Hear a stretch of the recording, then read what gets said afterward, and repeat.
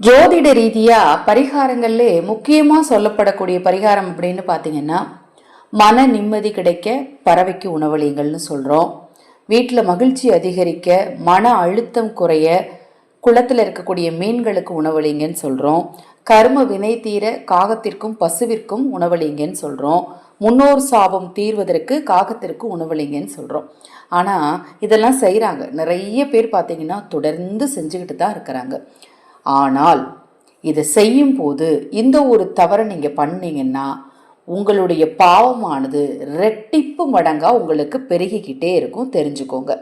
நம்ம சேனலில் நான் போடக்கூடிய பதிவுகளில் உங்களுக்கு சந்தேகம் இருந்தாலும், பூஜை பொருட்கள் உங்களுக்கு தேவைப்பட்டாலும், உங்கள் தனிப்பட்ட பிரச்சனைகள் எதுவாக இருந்தாலும் சரி, அந்த பிரச்சனைகளுக்கு ஏற்ற முறையான பரிகாரங்கள் செய்து கொள்ள விரும்பினாலும், அக்ஷய பாத்திரம் உணவளிக்கும் திட்டத்தின் மூலம் ஆதரவற்றவர்களுக்கு உணவளிக்க விரும்பினாலும் 9344692042 இந்த வாட்ஸ்அப் எண்ணுக்கு தொடர்பு கொள்ளுங்க.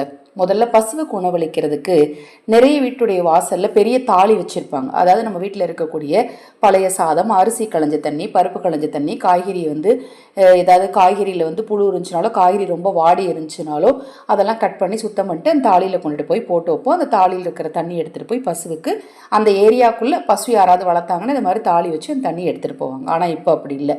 எதெல்லாம் மீதி இருக்கோ, யார் யாரெல்லாம் தட்டில் மீதி சாப்பாடு வச்சாங்களோ அது எல்லாத்தையும் ஒரே பாத்திரத்தில் கொட்டி அதை கொண்டு போய் பசுவுக்கு வைக்கிறது. இது பெரிய பாவம், இதை செய்யக்கூடாது. அடுத்து காகத்துக்கு சாப்பாடு வைக்கும்போது எச்சிக்கைட்டு சாப்பாடு வைக்கிறது, மீதியான தட்டில் இருக்கிறதெல்லாம் கொண்டு போய் செவத்தில் அந்த ஒரு ஓரத்தில் வச்சிடுறது, அதை காகம் சாப்பிட்டுட்டு இருக்கோம், அதை செய்யக்கூடாது.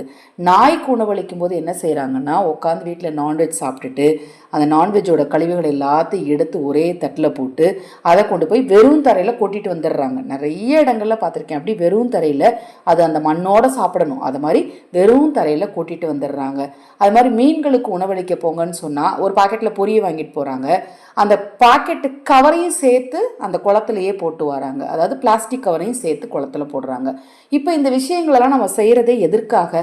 நம்மளுடைய பாவங்கள் தீரணும், கர்ம வினை தீரணும், நம்மளுடைய மனம் நிம்மதியாக இருக்கணுங்கிறதுக்காகத்தான் இந்த பரிகாரத்தை நம்ம செய்கிறோம். பொதுவாக இந்த உயிரினங்களுக்கு உணவளிக்கிறதே இந்த பரிகாரங்கள் தான். ஆனால் அதுலேயே நம்ம தவறுகளை செஞ்சோம் அப்படின்னா நம்ம வழிபாட்டுக்கு எந்த பலனுமே கிடைக்காது, நாம் செய்யக்கூடிய பரிகாரத்துக்கும் எந்த பலனும் கிடைக்காது. அது மட்டும் இல்லாமல் நம்மளுடைய பாவக்கணக்கு கூடிக்கிட்டே போகும் அப்படின்னு சொல்லப்படுது. கொஞ்சோண்டு காகத்துக்கு சாதம் வச்சாலும் நல்ல சுத்தமான இடத்துல தண்ணி ஊற்றி அந்த இடத்த தொடச்சிட்டு வைங்க, இல்லைங்கன்னு ஒரு இலை போட்டு வைங்க. அது காகத்துக்குன்னு ஒரு தட்டு வச்சுக்கோங்க. காகம் ஒரு தட்டை தூக்கிட்டா போகுது, காகத்துக்குன்னு ஒரு தட்டை வச்சு அதில் சாப்பாடு வைங்க. நாய்க்கு போட போகிறீங்களா? இப்போ எத்தனையோ இடங்களில் ஹோட்டலில் நம்ம சாப்பாடு வாங்கும்போது நான் ஒரு பிளாஸ்டிக் டப்பா தருவாங்க, அதை கழுவி பத்திரமா வச்சுருந்து வீட்டு வாசலில் வச்சுக்கோங்க. அதை கழுவிட்டு லேசாக தண்ணி ஊற்றி கழுவிட்டு அதில் சாப்பாடை போட்டு வைங்க. நாயும் கண்டிப்பாக அந்த டப்பாவை தூக்கிட்டே போகாது. மீன்களுக்கு உணவளிக்கும் போது கவரை கொண்டு போய் குப்பையில் போடுங்க. இது மாதிரி ஒவ்வொரு விஷயத்தையும் பசுவிற்கு தயவு செய்து அன்பான வேண்டுகோள், வீட்டில் இருக்கக்கூடிய கழிவுகள்லாம் கொண்டு போய் பசுவுக்கு போடாதீங்க. பசுவுக்கு அகத்திக்கீரை வாங்கி கொடுங்க, பச்சரிசியும் வெல்லமும் வச்சு கொடுங்க, பச்சை பயிறு வாங்கி கொடுங்க. இல்லை உங்களால் பசுவுக்கே கொடுக்கக்கூடிய உணவுகள் வாங்கி கொடுக்க முடியும், பருத்தி கொட்டை, புண்ணாக்கு, இது மாதிரி விஷயங்கள் வாங்கி கொடுக்க முடியும்னா அதெல்லாம் விலையுமே கம்மி தான். 1/2 கிலோ 1 கிலோ அதை மாதிரி வாங்கி கொடுங்க. உங்களுக்கு அப்போ தான் புண்ணியம் சேரும். நம்ம நான் தானம் பண்ணுறேங்க, தர்மம் பண்ணுறேங்க அப்படிங்கிற வழியில் புதுசாக ஒரு பாவத்தை செய்யக்கூடாதுங்க. சின்ன சின்ன விஷயங்களை நம்ம திருத்திக்கிட்டாலே நம்ம வாழ்க்கை பிரச்சனை இல்லாமல் இருக்கும். இது போன்ற எண்ணற்ற தகவல்களை தெரிந்து கொள்ள நம்ம சேனலை தொடர்ந்து பாருங்கள். இப்போ நான் சொன்ன தகவல் உங்களுக்கு பிடித்திருந்தது அப்படின்னா தவறாமல் லைக் பண்ணுங்கள், உங்கள் நண்பர்களுக்கும் ஒருவர்களுக்கும் ஷேர் பண்ணுங்கள். ஹரஹர சங்கர, ஜெய ஜெயசங்கர, மகாபெரிவா திருவடிப்பாதம். சரணம் சரணம். நல்லதே நடக்கட்டும்.